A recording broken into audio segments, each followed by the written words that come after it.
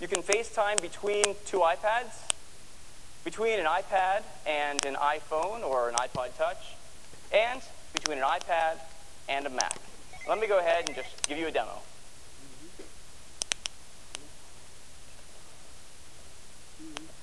All right. Let me launch FaceTime here. You can see I have my buddy list on the right, so I'll go ahead and choose Michael. So it's calling him, and in a second he'll answer. How you doing? Doing great, Scott. How's it going? Oh, it's going great. I was just giving everyone here a demo of FaceTime. You can see already that the size of the iPad is just ideal for video conferencing. I mean, the person's face is a great size. You can see all their expressions. It feels very personal. You can also use both the front camera and the rear camera. So, Michael, why don't you flip to the rear camera and show us what you're looking at? Sure thing, Scott.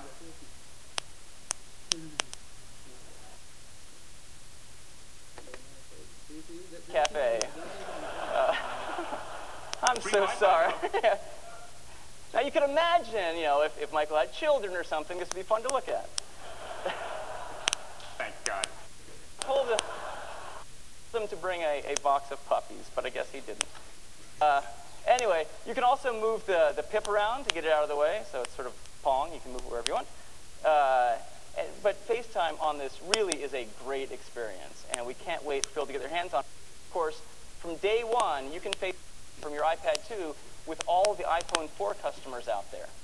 Thanks a lot, Michael. Thanks, Scott. And that's FaceTime.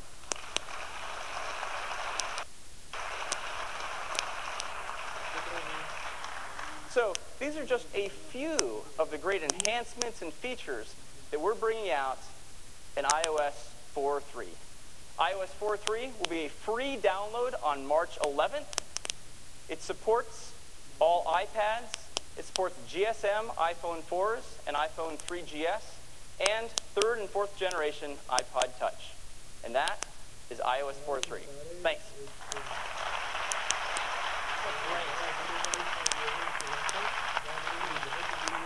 Thanks, Scott.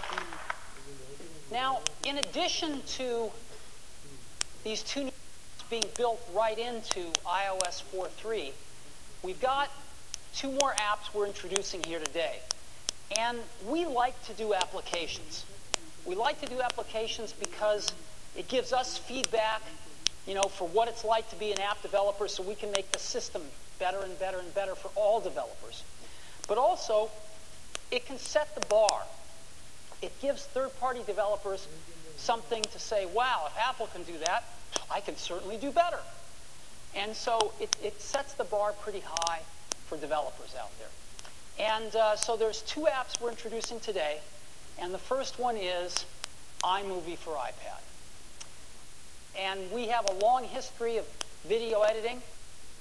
We're the largest supplier of video editing software in the world, we think. And iMovie for iPad is in that tradition.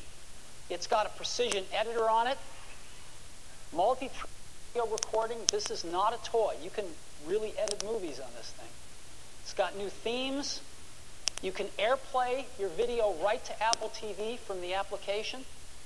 You can share your videos in HD with some really popular sites. And it's a universal app, so it will also run on the iPhone. And to demo this, I'd like to ask Randy Ubelos, who's our chief architect for video applications, to come give us one of his great demos. Randy? Thanks. Thanks, Steve.